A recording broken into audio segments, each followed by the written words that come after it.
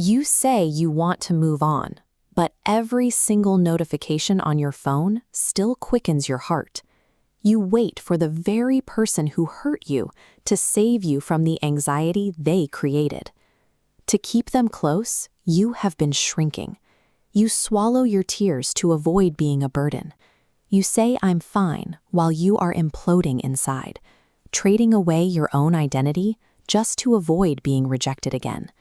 Stop lying to yourself. The person you are pining for does not actually exist in the room with you. You are mourning a version of them that lives only in your head, a version that bears no resemblance to the person who actually treats you this way. This constant suffocating anxiety is an internal alarm.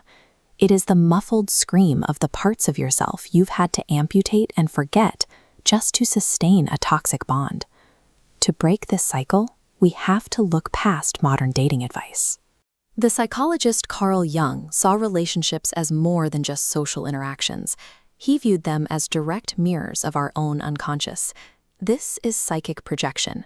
You take your unhealed wounds and missing pieces of identity and cast them onto your partner. You aren't attached to who they actually are, but to the missing parts of yourself you've projected. You see completion in a void. Understanding how your mind constructs this trap allows you to dismantle the attachment and reclaim your own psyche. This vulnerability starts with a lesson we learned early. Love is a reward for being good or quiet. You learn to shape your personality to be accepted rather than to be seen. Jung called this social mask the persona.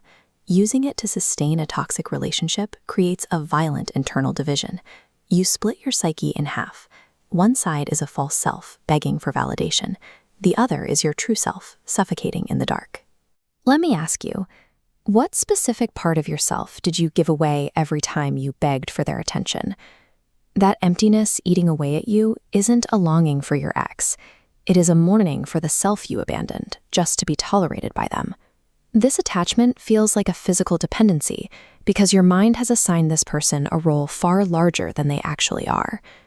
Jung noted that we all carry archetypes, unconscious images of what we feel we lack. We look for these symbols in the outside world to feel whole.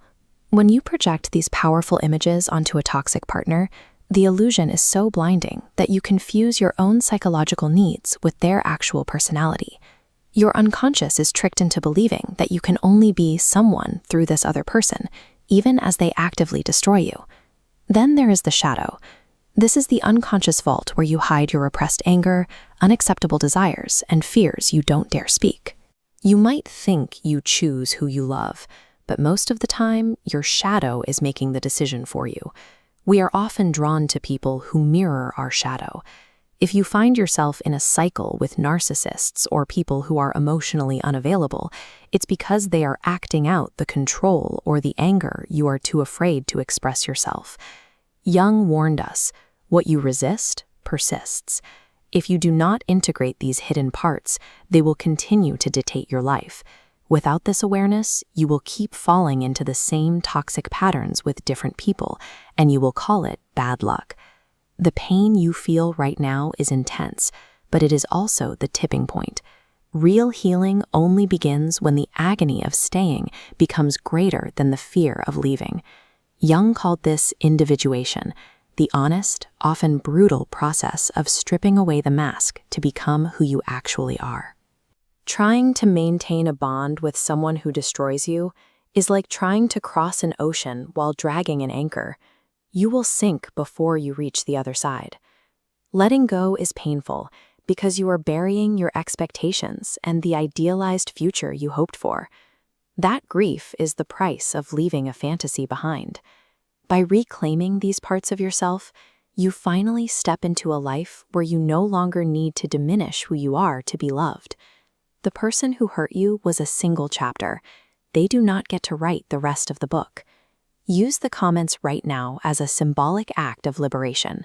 Tell me, what is the one thing you need to let go of today to finally set yourself free? Write it down. Claim your own mind.